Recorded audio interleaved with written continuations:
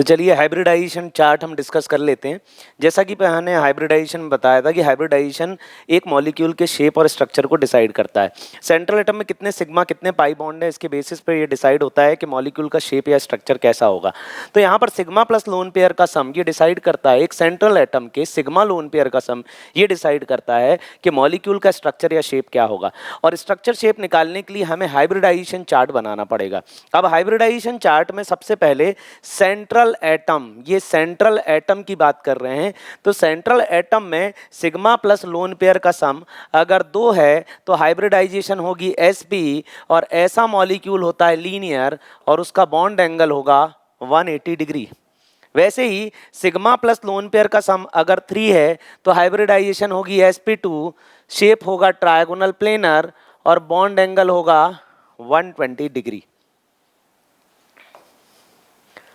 Sigma plus lone pair का sum अगर 4 है तो हाइब्रिडाइजेशन होगी sp3, और ऐसे केस में अगर चारों के चारों सिग्मा हैं तो शेप हो जाएगा टेट्राहेड्रल और बॉन्ड एंगल हो जाएगा 109 डिग्री। तो ये शेप हो गया टेट्राहेड्रल। वैसे ही अगर यहां पर 4 सिग्मा है तो शेप टेट्राहेड्रल है। अब ध्यान से देखना, अब ये 4 सिग्मा है, अगर मान लो 3 सिग्मा एक लोन पेयर आ जाए, क्योंकि हमने बात करी है सिग्मा प्लस लोन पेयर के सम की। अगर सिग्मा प्लस लोन पेयर का सम यहाँ पर 3 सिग्मा और 1 लोन पेयर आ जाए तो ऐसे केस में ये जो स्ट्रक्चर होगा ये होगा पिरामिडल, इसका पिरामिडल शेप होगा। वैसे ही अगर इसके पास 2 सिग्मा 2 लोन पेयर आ जाएं तो ऐसे केस में इसका शेप हो जाएगा बेंट, ये हो जाएगा बेंट, और इसका पिरामिडल का बॉन्ड एंगल 107 है और इसका वाटर का 104.5 डिग्री है। तो हमने क्या क्या देख लिया? हमने देखा सबसे पहले भाई सिग्मा प्लस लोन पेयर 2 हैं, sp हाइब्रिडाइजेशन, शेप लीनियर। 3 है sp2 trigonal planar, bond angle 120 degree. फिर sp3 में 3 केसेस देखे, अगर चारों सिग्मा है तो टेट्राहेड्रल 109, 3 सिग्मा एक लोन पेयर है तो पिरामिडल, 2 सिग्मा 2 लोन पेयर है तो बेंट। फिर उसके बाद अगर सिग्मा प्लस लोन पेयर का सम 5 है तो हाइब्रिडाइजेशन हो जाएगी sp3d और इसका शेप हो जाएगा ट्राइगोनल बाई पिरामिडल, जैसा कि PCl5 का होता है। और यहां बॉन्ड एंगल होगा ये 120 डिग्री और ये एंगल इसके परपेंडिकुलर है तो ये 90 डिग्री और 120 डिग्री। अगर अब यहां पर देखना, अब समझना बात को, अगर मान लो भाई 4 सिग्मा एक लोन पेयर हुए, अब यहां पर 5 सिग्मा है तो ट्राइगोनल बाई पिरामिडल है। अगर मान लो 4 सिग्मा एक लोन पेयर हुआ तो स्ट्रक्चर कुछ ऐसा बनेगा, ये 4 सिग्मा हो गए और ऊपर लोन पेयर हो गया, तो इस स्ट्रक्चर को हम बोलेंगे ट्राइगोनल पिरामिडल, क्योंकि एक साइड पिरामिड लाइक स्ट्रक्चर बन रहा है। तो यहां पर इसका स्ट्रक्चर और शेप ट्राइगोनल पिरामिडल होगा।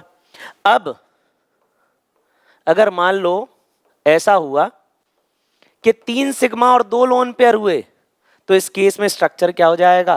Trigonal planar.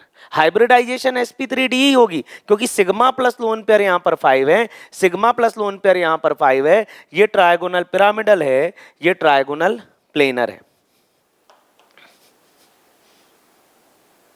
Next hybridization, sigma plus lone pair अगर 6 हैं तो हाइब्रिडाइजेशन हो जाएगी sp3d2 और इसमें शेप हो जाएगा ऑक्टाहेड्रल या स्क्वायर बाइपिरामिडल, इसी को हम बोलते हैं ऑक्टाहेड्रल शेप। इसकी खास बात यह है कि सारे बॉन्ड एंगल 90 डिग्री हैं। sp3d2 जैसा कि sf6 में देखने को मिलता है, all angles are 90 degree. Sigma plus lone pair का सम अगर 6 है तो हाइब्रिडाइजेशन sp3d2 और 6 के 6 सिग्मा हैं तो ऑक्टाहेड्रल। अब मान लो अगर 5 सिग्मा हुए और एक लोन पेयर हुआ, सपोज कर लो भाई कि अगर 5 सिग्मा एक लोन पेयर हुआ तो ये जो स्ट्रक्चर हो जाएगा ये एक साइड पिरामिड होगा और एक साइड होगा लोन पेयर, तो इसको हम बोलेंगे स्क्वायर पिरामिडल और अगर 4 सिग्मा 2 लोन पेयर हुए तो ये स्ट्रक्चर हो जाएगा स्क्वायर प्लेनर, ये हो जाएगा स्क्वायर प्लेनर। वीडियो पूरा देखना, जो भी डाउट आ रहे हैं सब क्लियर हो जाएंगे। कुछ अलग शेप मैंने अलग से बता दिए, जैसे SF4 हो गया, XeO2F2 हो गया, ये सीसॉ है। ClF3 टी शेप्ड है, वैसे ही XeF6 डिस्टॉर्टेड ऑक्टाहेड्रल है। ये तीनों केसेस आप याद रख लेना, आपके लिए हाइब्रिडाइजेशन बहुत आसान हो जाएगा। 2 सिग्मा 2 लोन पेयर हुए तो जनरल जो शेप बनता है वो है स्क्वायर प्लेनर। और इसके बाद अगर आपकी हाइब्रिडाइजेशन sp3d3 है तो शेप होता है पेंटागोनल बाई पिरामिडल, जैसा कि IF7 में देखने को मिलता है। ये पेंटागन, ये 5 फ्लोरीन एक प्लेन में, एक फ्लोरीन ऊपर एक फ्लोरीन नीचे, ये बन गया पेंटागोनल बाई पिरामिडल। यहाँ पर पूरा 360 डिग्री और ये 360 5 में डिवाइडेड है, तो 360/5 ये क्या हो जाएगा 72 डिग्री। और ये जो बॉन्ड है, ये जो बॉन्ड है इस प्लेन के परपेंडिकुलर है, तो 72 डिग्री एंड 90 डिग्री ये इसकी बॉन्ड एंगल होंगे।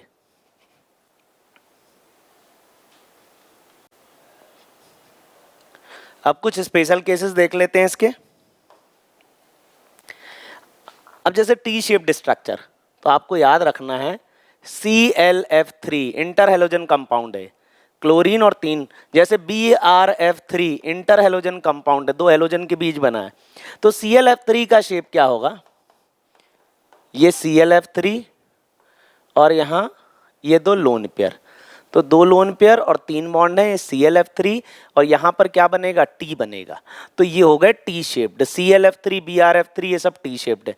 अब टी शेप्ड स्ट्रक्चर में क्या होता है, रिपल्शन मिनिमम होता है, इस वजह से ये स्ट्रक्चर इसी फॉर्म में स्टेबल है ClF3 BrF3। अब सीसॉ के 2 केसेस हैं, एक आपका है SF4 और एक है XeO2F2।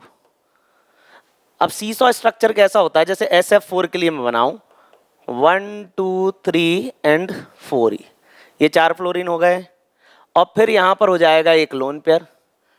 तो ये जो लोन पेयर और ये 2 फ्लोरीन हैं, ये तीनों एक प्लेन में, समझो ये जो सल्फर है ये लोन पेयर और 2 फ्लोरीन सेम प्लेन में, और एक जो फ्लोरीन ऊपर है और एक फ्लोरीन ये नीचे है, तो ये सीसॉ शेप है। तो सीसॉ शेप केवल 2 जगह देखने को मिलेगा, SF4 और XeO2F2।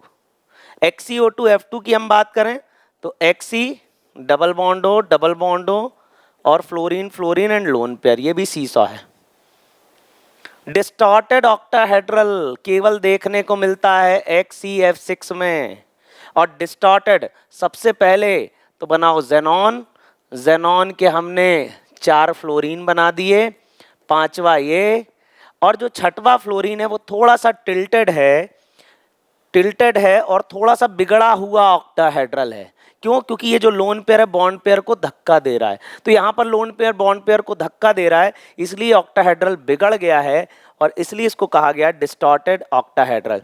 देखो यहाँ पर हाइब्रिडाइजेशन आप देखो तो यहाँ पर hybridization 3 sigma 2 lone pair hybridization sp3d है, यहाँ पर भी इन केसेस में हाइब्रिडाइजेशन sp3d है, XeF6 में हाइब्रिडाइजेशन sp3d3 है।